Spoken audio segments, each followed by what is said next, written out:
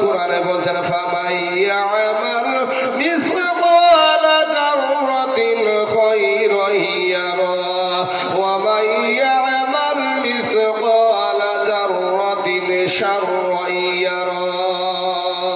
আমার আল্লাহ কোরআনে বলে দিয়েছেন বাবা, কেউ যদি অনুপরিমাণ, কেউ যদি সরষা পরিমাণ যদি কেউ ভালো কাজ করে, সেটাও কিয়ামতের দিন দেখানো হবে। যদি কেউ বাবা সরষা পরিমাণ অন্যায় কাজ করে, অসৎ কাজ করে গো, সেটাও কেউ কিয়ামতের দিন দেখানো হবে। আপনি আজ দুনিয়ার জমিনে মানুষকে লুকায়া লুকায়া বহুত কাজে লিপ্ত হন বাবা, বহুত গুনার কাজ করেন। ও মুসলমান, এটা মানুষের কাছে কোনো খবর না থাকতে পারে, কিন্তু আমার আল্লাহর কাছ থেকে তুমি কোনো জিনিস গোপন করতে পারবা না। আমার আল্লাহ বলে বান্দা রে, ওরে বান্দা তুই বড় দুর্বল, এই দুর্বল হওয়ার কারণে তোর উপরে আমার মায়াটাও বেশি। জোরে বলেন না সুবহানাল্লাহ। বাবা, আমার আল্লাহর যে দুর্বলের প্রতি মায়া বেশি এরকম না, আপনারও দুর্বলের প্রতি মায়া বেশি। এক্সাম্পল হিসাবে আপনাদেরকে একটা কথা বলি। আপনার দুইটা বেটা, কিছুক্ষণের জন্য ধরলেন দুইটা বেটা, একটার বয়স হলো 12 থেকে 13 বছর, আর একটার বয়স হলো মাত্র 3 থেকে 4 বছর। আপনি একটা নতুন মোবাইল কিনে নিয়ে এসে রাখলেন, বেটাটা করলো কি ফেলে দিয়ে ভেঙে ফেলল। বড় বেটা ফেলে দিয়ে ভেঙে ফেলল। নতুন মোবাইল কিনে নিয়ে এসেছেন, ফেলে দিয়ে ভেঙে ফেলল। আপনার একটু রাগ হবে না? হবে না ভাই?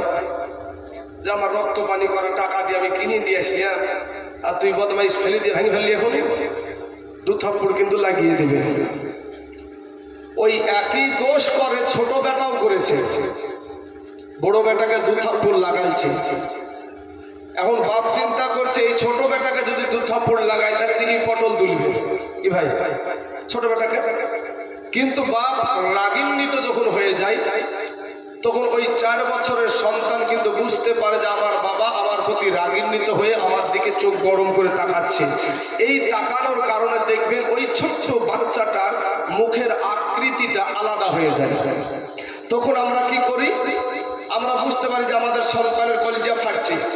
তখন আমরা কি করি? ওগুলি টান দিয়ে বুকে তুলি দিয়ে বলি কি যে বাবা তোকে বলিনি, তোর মাকে বলেছি, নাহলে তোর ভাইকে বলেছি। এই কথা ব্যবহার করি না ভাই আমরা? হ্যাঁ, এই কথা ব্যবহার করি। তাহলে বড় ছেলেটাকে 2 থাপ্পড় লাগাচ্ছি, ছোটটাকে মার দিই না বা কলেজা কোলে করে নিয়ে আদর করতেছি। বোঝা যায় দুর্বলের প্রতি আপনাদেরও মায়া বেশি, আমাদের সকলের দুর্বলের প্রতি মায়াটা বেশি। আমার আল্লাহ বলে বান্দা রে, ওরে বান্দা তুই বড় দুর্বল রে বান্দা, বান্দা রে তোর চাইতে শক্তিশালী জীব আমি হাতিকে বানায় আছি, তোর চাইতে শক্তিশালী জীব আমি উট বানায় আছি, তোর চাইতে শক্তিশালী জীব আমি বাঘকে বানায় আছি, তোর চাইতে শক্তিশালী জীব আমি গরুকে বানায় আছি, তোর চাইতে শক্তিশালী জীব আমি মহিষকে বানায় আছি। ওরে বান্দা, বান্দারে তুই দুর্বল হওয়ার কারণে তোর উপরে আমার মায়াটা বেশি। আর ওই শক্তিশালী চোপায়া জানোয়ার গুলাকে আমি আল্লাহ তোদের গোলাম বানায়া দিয়েছি। জোরে বলেন সুবহানাল্লাহ। একটা হাতি মানুষের ইশারায় চলে না? চলে না চাচা? একটা উট মানুষের ইশারায় চলে, একটা গরু একটা মহিষ মানুষের ইশারায় চলে।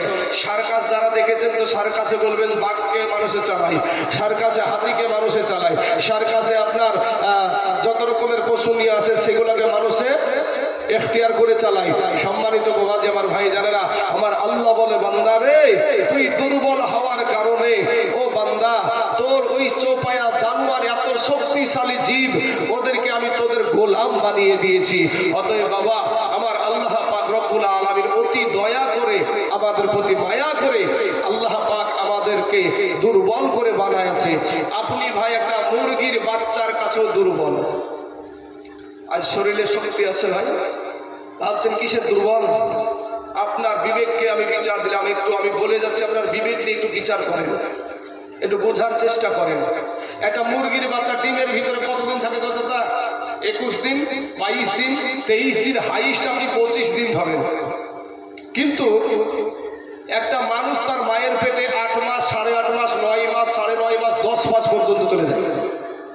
এতদিন পরে যখন ভূমিষ্ঠ হয়, আবার একটা মুরগির বাচ্চা রাতের বেলায় ডিম থেকে বেরিয়েছে, সকালবেলায় ছেড়ে দেন, ও হেঁটে বেড়াবে, খেতে পারবে না, তাও মায়ের সাথে ঠুকরাই।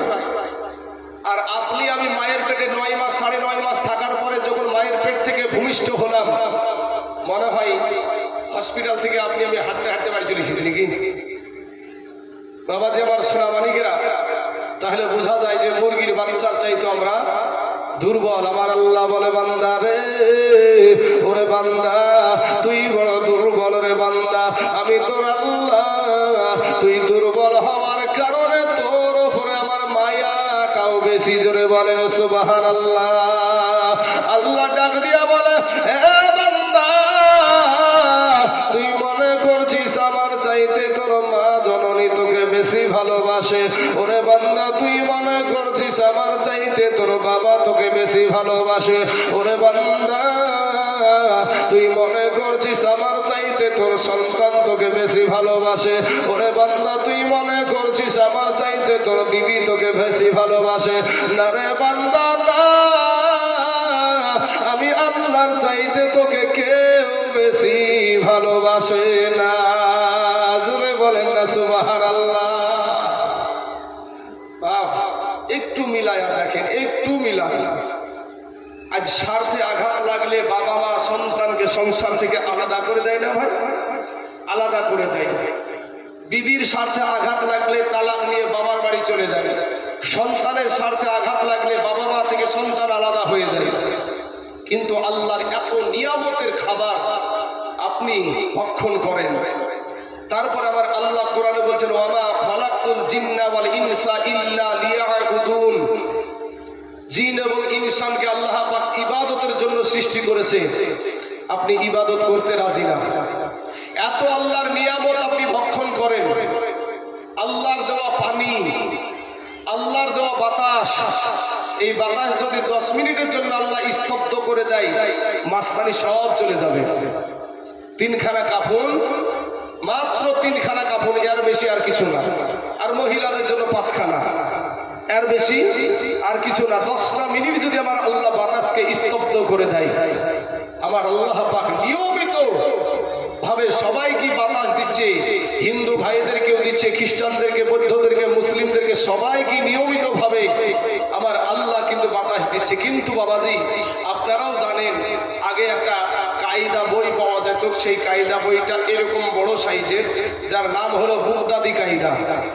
এই বুগদাদি কায়দাতে আল্লাহর ঘর মুখস্থ করতে গিয়ে আমরা পড়েছিলাম, ইয়া আল্লাহু ইয়া রহমান ইয়া রহিম ইয়া মালিক ইয়া কুদ্দুস ইয়া সালাম ইয়া মুমিন ইয়া মুহাইমিন ইয়া আজিজ ইয়া জব্বার। এইভাবে নামগুলা পড়তে পড়তে শেষের দিকে একটা নাম পেয়েছিলাম, কি? ইয়া কাহারু। আমার আল্লাহর নাম ইয়া কাহারু। দুনিয়াতে না, কিয়ামতের দিন আমার আল্লাহর নাম হবে কাহার। মহা রাগে রাগিন্বিত থাকবে। সেদিন কারো আর বাবাজি কোন কুদরতি চলবে না। আমার আল্লাহ পাক রব্বুল আলামিন গর্জন দিয়ে বলবে, লিমানিল মুলকুল ইয়াউম লিল্লাহিল ওয়াহিদিল কাহ্হার। সেদিন বাবাজি কার গোষ্ঠী বড় তার দিকে রায় দিতে হবে, বিচারের রায় চলবে না। কার বংশ বড়, কোন দলের মাস্তান হয়েছে সেই দলের দিকে হাঁটতে হবে, না মার খেতে হবে। এইরকম সেদিন আর চলবে না। পুঙ্খানুপুঙ্খানু ভাবে সেদিন আপনাকে ধরা হবে। আর একটা জিনিস আপনাদেরকে বলি বাবা, দুনিয়ায় চলাকালীন নিয়াতটাকে বিশুদ্ধ করিয়ে। সহিহ বুখারীর 1 নম্বর হাদিস, ইন্নামা আমালু বিন্নিয়াত। কাল কিয়ামতের মাঠে আপনার নিয়াতের উপর বিচার হবে। আপনি কোন নিয়াতে এখানে বসে আছেন, আপনার নিয়াতটা কি, উদ্দেশ্য কি? এই নিয়াতটা আমরা কেউ না জানলে আমার আল্লাহ জানে। এই নিয়াতের কারণে তাইজুল ইসলামকে যখন প্রশ্ন করবে কিয়ামতের দিন, তাইজুল ইসলাম যখন বলবে যে আল্লাহ গো, আমি দুনিয়ার জমিনে স্টেজে কোরআন হাদিসের বায়ান শোনাচ্ছি, আমার আল্লাহ বলবে ওটা তো দুনিয়ার মানুষ জানে, কিন্তু তোর অন্তরে যে কি নিয়াত ছিল সেটার খবর আমি আল্লাহ জানি। যদি বলেন সুবহানাল্লাহ। তোমার অন্তরে কি ছিল? দর্শকদেরকে সুন্দর সুন্দর গজল শুনিয়ে গলা আমি দিয়েছিল তোকে, আর সেই গলার আওয়াজ শুনিয়ে মানুষকে ফিদা করেছিলে, পাগল করেছিলে। মানুষকে পাগল করার উদ্দেশ্য ছিল, তোমার ভক্ত বানানোর উদ্দেশ্য ছিল। আমাকে খুশি করার উদ্দেশ্যে তুমি বক্তব্য দাও নাই, অতএব যাও, তুমি জাহান্নামে চলে যাও। সেদিন এই বক্তার ছাড় হবে না। বলো আমার আল্লাহ বলে, বান্দা রে, ওরে বান্দা, আমি আসমান সৃষ্টি করেছি, আমার বলি নাই রে বান্দা। আমি জমিন সৃষ্টি করেছি, আমার বলি নাই রে বান্দা। ওরে বান্দা, আমি সূর্য সৃষ্টি করেছি, আমার বলি নাই রে বান্দা। আমি পাহাড় সৃষ্টি করেছি, আমার বলি নাই রে বান্দা। ওরে বান্দা, তুই হলি আমার। জোরে বলেন না সুবহানাল্লাহ। আল্লাহ অতি আদর করে আপনাকে আমাকে সৃষ্টি করেছে। আমার আল্লাহ পাক একটা পশু যখন জংলাই সন্তান প্রসব করে দেখার কেউ থাকে না, কিন্তু একটা মহিলা যখন সন্তান প্রসবের কষ্টে চোখের জলে বুক ভাসায়, কত মানুষ তার জন্য দোয়া করে। কথা বলেন ঠিক না বেঠিক? কত মানুষ দোয়া করে, আল্লাহ কষ্ট পাচ্ছে, আল্লাহ তুমি খালাস করে দাও, আল্লাহ তুমি খালাস করে দাও। কিন্তু একটা পশু, সেও প্রসব করে সন্তান, তার জন্য কটা খিজমতকারী আমার আল্লাহ বানায় দেয়। ভাই ঝুনা, আমি আপনাদেরকে বলবো, দিলটা নরম করে দাও ভাই। তুমি আজকে বাহানা দেখাও কি, যে তুমি একটাই বাহানা দেখাচ্ছ যে কাজ নিয়ে নামাজ পড়ার সময় পাই না, কাজ নিয়ে নামাজ পড়ার সময় পাই না। ভাই, তুমি যখন তোমার মা জননীর গর্ভে ছিলা, এমতো অবস্থায় তুমি জীবিত ছিলা। ভাই, মায়ের পেটে সন্তান জীবিত থাকে না কথা? জীবিত থাকে। তো জীবিত থাকতে হলে তো খাবারের প্রয়োজন আছে। তো মায়ের পেটে কি আমাদের মুখ্যমন্ত্রী মমতা ব্যানার্জি মনে হয় খাদ্য সরকার কারবার দিয়েছিল নাকি? খাবারের তো প্রয়োজন ছিল, কে খাবার দিল? আমার আল্লাহ পাক বলে, বান্দা রে, আমি তোর আল্লাহ, তোকে আদর করে আমি সুন্দর করে সৃষ্টি করছি, আর তুই কি খাবি মায়ের পেটে এটা দুনিয়ার কেউ ভাবেনি, কিন্তু আমি আল্লাহ ভেবেছি তুই কি খেয়ে মায়ের পেটে বেঁচে থাকবি। আমার আল্লাহ পাক মা জননী মাসে মাসে একটা অসুখ যায়, ওই অসুখটা বাচ্চা যখন পেটে আসে অটোমেটিক কোনো ডাক্তারের প্রয়োজন হয় না, আপনার আমার মা জননীর ওই রক্তটা বন্ধ হয়ে যায়, বাচ্চার নাভির সাথে আর মায়ের নাড়ির সাথে সেট করে দিয়ে ওই রক্তটা বাচ্চার শরীরে পুশ করে সন্তান আপনার মায়ের পেটে হেফাজত থাকে, জীবিত থাকে। জোরে বলেন সুবহানাল্লাহ। দুনিয়ার জমিনে আপনি যখন আসলেন, কোনো কাজ করতে পারেন নাই, কোনো ইনকাম করার আপনার রাস্তা নাই, তারপরে আমার আল্লাহ আপনাকে রুটি দিচ্ছে। আসার সঙ্গে সঙ্গে আল্লাহ বলে, বান্দা তুই তো কিছু মোটা খাবার খেতে পারবি না, রুটি খেতে পারবি না, ভাত খেতে পারবি না, বিরিয়ানি খেতে পারবি না, পোলাও খেতে পারবি না। ও বান্দা, তোর জন্য আমি আল্লাহ এমন খাবার রেখেছি, যেই খাবারটা খেলে তোর বুকে কম বসবে না, তোর শরীর ঠান্ডা লাগবে না, তোর জ্বর সর্দি হবে না, কিচ্ছু হবে না। তোর মা জননীর বুকের ওপর আমি 2টা ফ্রিজ বসায়া দিয়েছি। জোরে বলেন সুবহানাল্লাহ। বাবা, মা জননীর স্থলে আমার আল্লাহ পাক রব্বুল আলামিন দেখুন তার কত নিয়ামত, কত আমাদের প্রতি মায়া করে। ওই তার আল্লাহর বান্দার যদি কোনো ক্ষতি জানে না হয়, মায়ের স্তনের বুটাতে দেখবেন একটা ফুটা থাকবে না। যারা বিবাহিত পুরুষ আছে, অনেকগুলা ফুটা থাকে, একটা ফুটা দিয়ে যদি দুগ্ধ আসে, অনেক দুগ্ধ চলে আসার কারণে সন্তানের শ্বাস প্রশ্বাসে কষ্ট হতে পারে। আমার আল্লাহ অনেকগুলা ছিদ্র দিলেন, ওই ছিদ্র দিয়ে ঝিরঝির করে দুগ্ধ আসে, সন্তান সুধা করে পান করে। জোরে বলেন সুবহানাল্লাহ। আমার আল্লাহর নিয়ামত কত সুন্দর রে বাবা। সেই আল্লাহর নিয়ামতে কে বৃদ্ধা আঙ্গুলি দেখায় আমার। এত বড় মশলা, যখন বিপদে পড়েন তখন আল্লাহকে ডাকেন, বিপদে না পড়া পর্যন্ত আল্লাহকে ডাকা ডাকি নেই। তখন আপনি বিশাল মাস্তান, তখন আপনাকে রুখে গিয়ে কাউকে সম্মান দিতে জানেন না। এটা মুরব্বী গেলে তাকে সালাম দিতে জানেন না, ইমাম সাহেবের আপনার পাশ দিয়ে গেলে ইমামকে সালাম দিতে জানেন না। এটা ইমামের সাথে কেমন ব্যবহার করা দরকার, এটা মেহমানের সাথে কেমন ব্যবহার করা দরকার, মা বাবার সাথে কেমন ব্যবহার করা দরকার, কিচ্ছু যা দরকার নাই শিকার এই সমস্ত আপনাদের।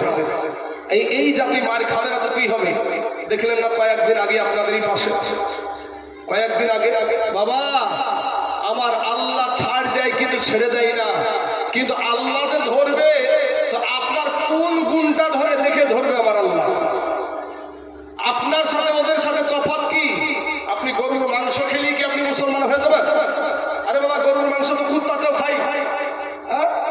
গরুর মাংস কুত্তাতেও খাই, শগুনেও খাই।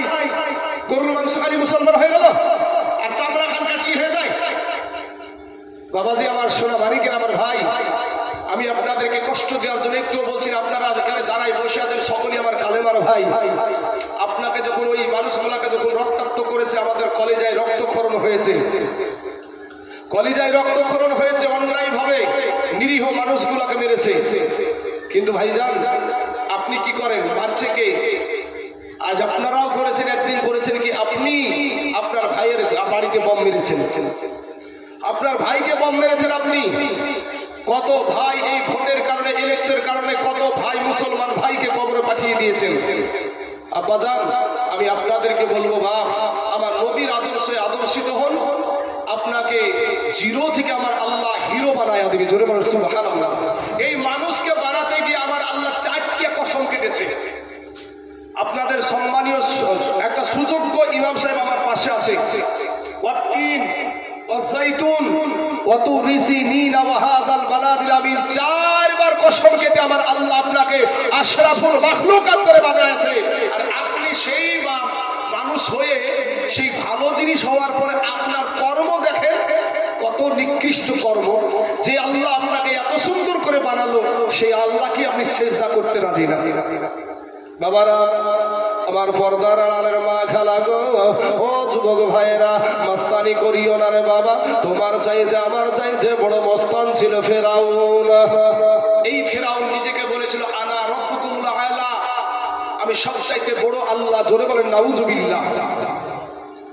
আমার আল্লাহ পানিতে চুবাইয়া এমন করে সাইজ করেছে বাবা, আমেরিকান পুঁথি গেলাম দেখবেন মাছগুলা দেখবেন পেটটা খুব বড় হয়, পানি খাইতে খাইতে ওর পেট খেয়ে একেবারে বাবা যে বড় হয়ে গেছে, বড় হয়েছে, পেটের জন্য পেটের ভিতরে বাচ্চা আছে ভাই। এখনো ওকে মাটিতেও খাই না, পানিতেও নেয় না, আপনার মশাতেও খাই না, মাছিতেও ছয় না। বিষয়টা কি? বিষয় হলো আল্লাহ এবং আল্লাহর নবীর সাথে মাস্তানি। কিছু হারাম খাওয়া আছে দেখবেন আমাদের নবীকে নিয়ে টানা হিজড়া করে, আমাদের ভিতরেই আছে। এই আলেম নামের কিছু জালেম আছে, সেই জালেম গেলা দেখবেন নবীকে নিজের মতো মনে করে, নাবিকে নিজের মতো মনে করে। নাবির মুখে দুর্গন্ধ আছে বলে, নাবিজি মিজানের পাল্লার কাছে ফেল ফেল করে তাকিয়ে থাকবে তাই বলে, বহুত কিছু বলে থাকে আমার নাবি সম্পর্কে। আমরা তাদেরকে গালি দিব না, আমরা তাদের জন্য দোয়া করবো, আল্লাহ তাদেরকে হেদায়েত দান করুক, সকলে বলেন আমিন। আলেম নামের এগুলা জালেম। সম্মানিত বাবাজি আমার, আল্লাহ পাক রব্বুল আলামিন চাইলেই বাবাজি মেরাজে না নিয়ে 5 ওয়াক্ত নামাজটা আসমানে 7 আসমান পাড়ি দিয়ে সিদরাতুল মুনতাহা আরশ কুরসি লৌহ কলম লা মাকান, যেখানে সম্পর্কে আমার আল্লাহ ছাড়া কেউ জানে না, সেখানে না দিতেও পারতেন। আমার আল্লাহ ওহীর মাধ্যমে 5 ওয়াক্ত নামাজ দিতে পারতেন না? পারতেন না? দিতে পারতেন ভাই। কিন্তু বাবা আমার আল্লাহ এত উপরে কেন নিলেন? আমার আল্লাহ প্রথম আসমানও দিতে পারতেন, দ্বিতীয় আসমানও দিতে পারতেন, তৃতীয় আসমানও দিতে পারতেন, চতুর্থ আসমানও দিতে পারতেন, পঞ্চম আসমানও দিতে পারতেন, সপ্তম আসমানও দিতে পারতেন, সিদরাতুল মুনতাহাও দিতে পারতেন। সব তারপরেও তাও দিলেন না, এর ওপরে উঠায়া নিলেন। এটা থেকে বোঝা যায় যে যা কিছু আমার আল্লাহ সৃষ্টি করেছে সবার উপরে আপনার নবী আমার নবী, জোরে সুবহানাল্লাহ, সবার উপরে আমাদের নবী। সেই নবীকে নিয়ে এই জ্ঞান কাটারে ছলিমন্দির বেটা কলিমন্দি মৌলবি হয়েছে, মৌলবি হয়ে বাবাজি নবীকে নিয়ে কুটুক্তি করে বেড়ায়। দুদিনে বাবাজি আজ যারা এখানে যারা 60 বছর বা 50 বছরের মানুষ আছে, বা জীবনে কোনোদিন আজ থেকে 20 বছর আগে শুনেছিলেন যে তারাবির নামাজ 8 রাকাত শুনেছিলেন আপনারা? কথা বলেন, আপনারা শুনেছিলেন? এখন 8 রাকাত 20 রাকাত থেকে 8 রাকাত হয়ে গেছে, খবর নিয়েছেন কি আপনারা? আপনার তারপরে আজ থেকে 20 বছর আগে বেতের নামাজ কয় রাকাত পড়ে হয়েছে আপনারা? 3 রাকাত পড়ে। তো এখন 8 রাকাত, এই 1 রাকাত হয়ে গেছে, এখন 1 রাকাত হয়ে গেছে। আমি বলবো ভাই শোনা, তুমি কোন দেশ কি করছে এটা না, এটা না। ইসলাম চলে 4টা জিনিসে, 4টা দলিলের উপরে, কোরআন, হাদিস, ইজমা, কিয়াস। এই 4টার উপরে ইসলাম ধর্মটা চলে।